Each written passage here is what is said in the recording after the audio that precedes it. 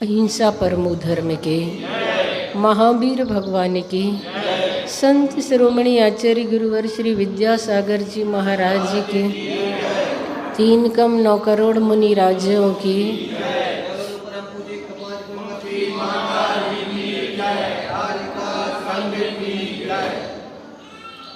तत्वार्थ सूत्र ग्रंथ में आचार्य उमा स्वामी महाराज ने चोरी पाप की परिभाषा बताते हुए कहा, अदत्ता दानम स्तेयम,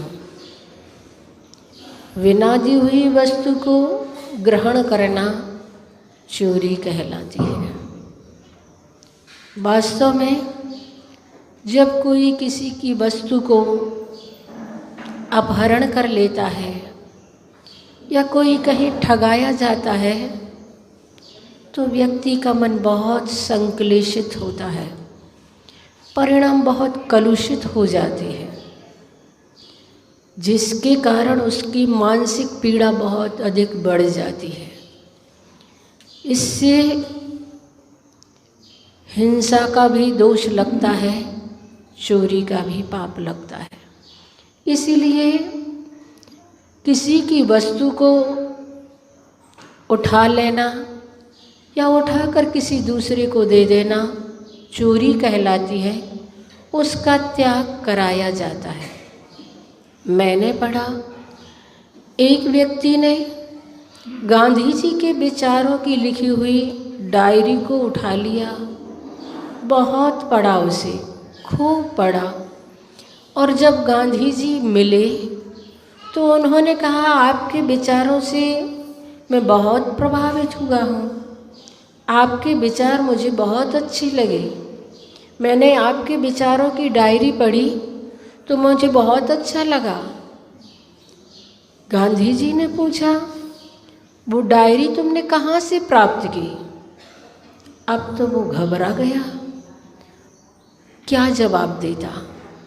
फिर धीरे से कहने लगा, वो तो मैंने चुराई थी, चोरी करके मैंने उसे प्राप्त किया था।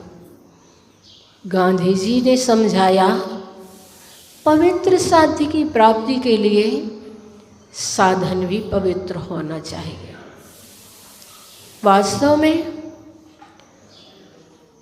उस सूत्र के माध्यम से उस व्यक्ति की हमेशा हमेशा के लिए चोरी करना छूट गया।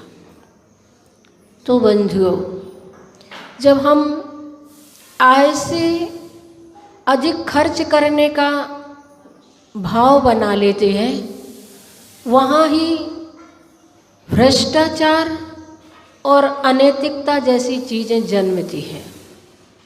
अगर हम अपनी आवश्यकताओं पर नियंत्रण रखें, सीमित साधनों में भी अपने काम को चलाएं, तो फिर ऐसी अनैतिकता हमारे जीवन में आ ही नहीं सकती। कहा है, कुवत कम गुस्सा ज़्यादा लक्षण है पिट जाने का, आमद कम खर्चा ज़्यादा लक्षण है मिट जाने का। तो हम अपनी जितनी हमारी आय है उसके अनुसार अगर हम साधनों को अपनाते हैं तो हमारा काम बहुत अच्छे से चल जाता है। रात्रि में चोरी करने वाले जो चोर होते हैं वे अप्रकाश चोर कहलाते हैं, और दिन के उजाले में प्रत्यक्ष रूप से जो चोरी करते हैं वो चोर अलग होते हैं। जो व्यापार धंधे में, लेन देन में झूठे दस्तावेज बनाकर किसी का मकान या भूमि हड़प लेना, किसी वस्तु में अधिक वस्तु वाली वस्तु में कम कीमत वाली वस्तु को मिला देना, इस प्रकार के जो कार्य होते हैं वो चोरी के अंतर्गत आया करते हैं। चोरी व्यसन अलग है, चोरी पाप अलग है। व्यसन 7 होते हैं, पाप 5 होते हैं, लेकिन चोरी व्यसन भी है और चोरी पाप भी है। व्यसन में स्थूल चोरी आती है कि जब किसी के घर में जाकर चोरी कर लेना, डाका डालना, ताले तोड़ना, ये चोरी व्यसन कहलाता है, जो नैतिकता का हनन करती है। और जो चोरी करता है वह चोर अपनी जान को हथेली पर रख कर के चोरी करने के लिए जाता है।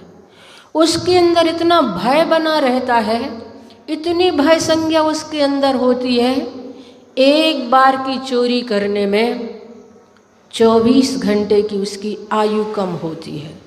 क्योंकि भय से भी आयु कर्म के निषेध फिरते हैं, भय से भी हमारी आयु कम होती है। तो उसके अंदर चोरी करते समय इतना भय होता है कि उसके 24 घंटे के आयु कर्म के निषेध खिर जाया करते हैं। तो हमारी सभ्य समाज में ऐसी चोरी तो नहीं होती है, लेकिन जो 5 प्रकार की चोरियां हैं उन चोरी से हम अछूते नहीं रह जाते हैं। द्रव्य चोरी, क्षेत्र चोरी, काल चोरी, भाव चोरी और भव चोरी। द्रव्य चोरी का मतलब होता है शरीर में शक्ति होते हुए भी अपनी शक्ति को छुपा लेना, काम करने की सामर्थ्य होते हुए भी उस सामर्थ्य को छुपा लेना द्रव्य चोरी कहलाती है।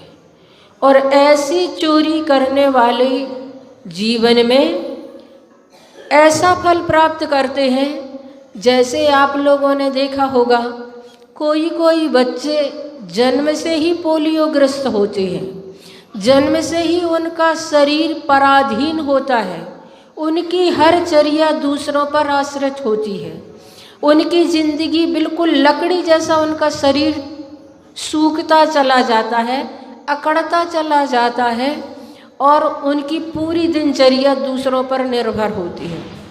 तो ऐसा मैंने सोचा, ऐसा शरीर जन्म से ही क्यों मिलता है? तो बताया गया कि जो द्रव्य चोरी करते हैं, जिसके अंदर शरीर में सामर्थ्य है काम करने की, लेकिन हम अपनी शक्ति को छुपा लेते हैं, वह द्रव्य चोरी कहलाती है और उसके हमें इस प्रकार के परिणाम भोगना पड़ते हैं। क्षेत्र चोरी वो कहलाती है जिस क्षेत्र में जो कार्य करना तो वह कार्य सही माना जाता है और उस क्षेत्र में हम वो कार्य न करके दूसरे कार्य करने लगते हैं, वो क्षेत्र चोरी मानी जाती है। जैसे मंदिर में लड़ाई झगड़ा करना, मंदिर में घर गृहस्थी की चर्चाएं करना, मंदिर में आकर के किसी भी प्रकार के पाप आदि के परिणाम बनना, मंदिर में आकर के जो मंदिर में काम किया जाता है वो ना करके अन्य काम करना। मंदिर तो पूजा स्वाध्याय आदि के लिए हुआ करता है, लेकिन यहाँ पर भी हम अपने संस्कार छोड़ नहीं पाते हैं और कुछ ऐसे काम कर लेते हैं। किसी ने कहा है कि भगवान तुम्हारे मंदिर में कुछ ऐसे भक्त भी आते हैं जो भक्ति भाव से दर्शन कर जूता चप्पल ले जाते हैं। हाँ, अब हमारे कोई पहन गया तो हम क्या करें, हम भी अच्छी कोई नई सी जोड़ी देख करके, ऐसा जो हमारा काम होता है वो क्षेत्र चोरी कहलाती है। ऐसा कभी नहीं करना चाहिए। मंदिर में करने योग्य जो कार्य होते हैं उसी कार्य को करना। और क्षेत्र चोरी के बाद काल चोरी, काल चोरी यानी कि जिस समय जो कार्य करना चाहिए उस समय में वो कार्य न करके अन्य कार्य करना। जैसे कि 4 पुरुषार्थ हमारे आचार्यों ने दिए हैं, 4 पुरुषार्थ हमारे आचार्यों ने बताए हैं। 24 घंटे का समय होता है, हर पुरुषार्थ के लिए 6-6 घंटे दिए गए हैं, लेकिन हम मंदिर में कितना समय देते हैं। आप अर्थ पुरुषार्थ के लिए तो 24 घंटे भी निकाल लेंगे, लेकिन धर्म पुरुषार्थ और मोक्ष पुरुषार्थ के लिए आपके पास कितना समय होता है? तो ये हमारी काल चोरी मानी जाती है। 4 पुरुषार्थ के लिए 6-6 घंटे देना, ऐसा अगर हम नहीं कर पाते हैं तो वो काल चोरी मानी जाती है।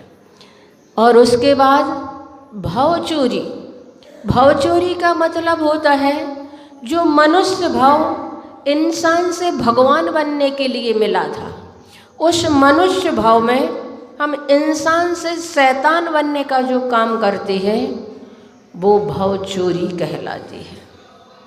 और भाव चोरी का मतलब होता है कि हम अपने मन को अच्छे परिणामों से भरें, सद्कार्य करें, मन को ऐसी कार्य में लगा दें जो हमारे लिए हितकर हो, जो हमारे लिए शुभकर हो, ऐसे काम करना। और इससे हटकर के जो हम काम करते हैं मन को कलुषित कर लेते हैं, संक्लेशित कर लेते हैं, कई प्रकार के पापों और व्यसनों से मन को भर लेते हैं, ये हमारी भाव चोरी कहलाती है।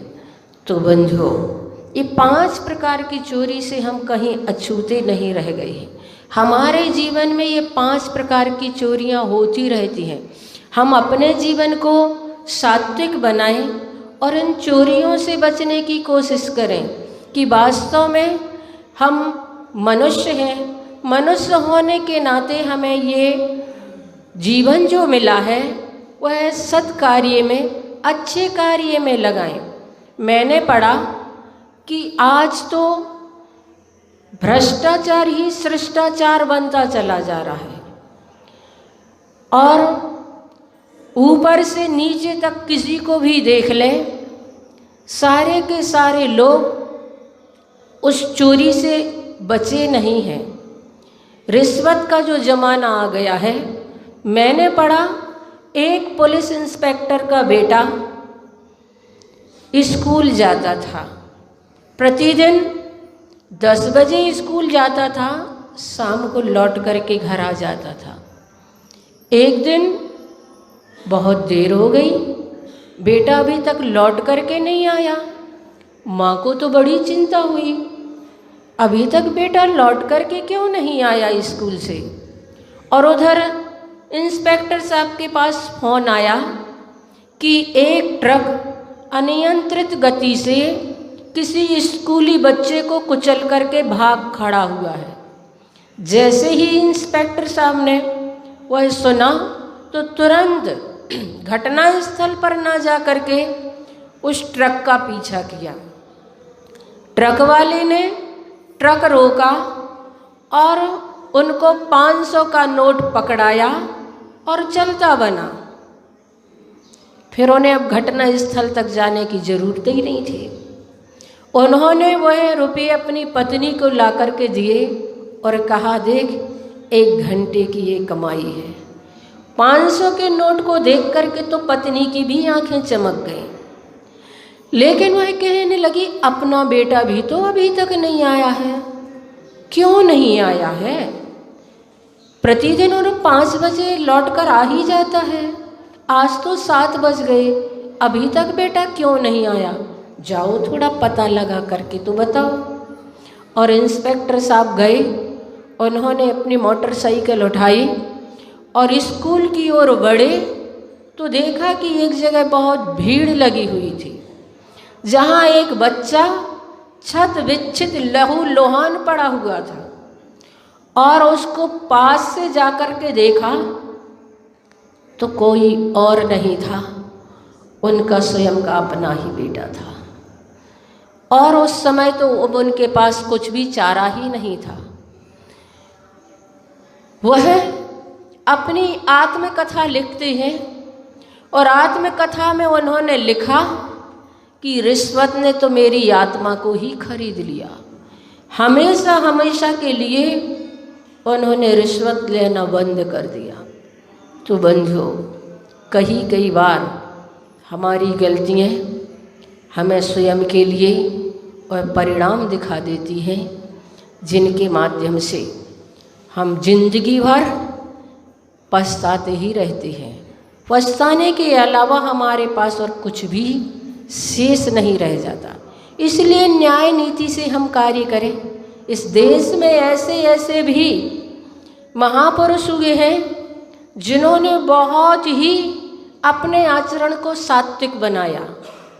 अर्थशास्त्र प्रणेता चाणक्य महामंत्री का कार्य करते थे। एक बार एक विदेशी राजदूत उनके पास आया और उनसे कुछ चर्चा करने की उन्होंने अपनी विचारधारा उनके सामने रखी। उस समय रात्रि के समय चाणक्य राजकीय लेखन कार्य कर रहे थे।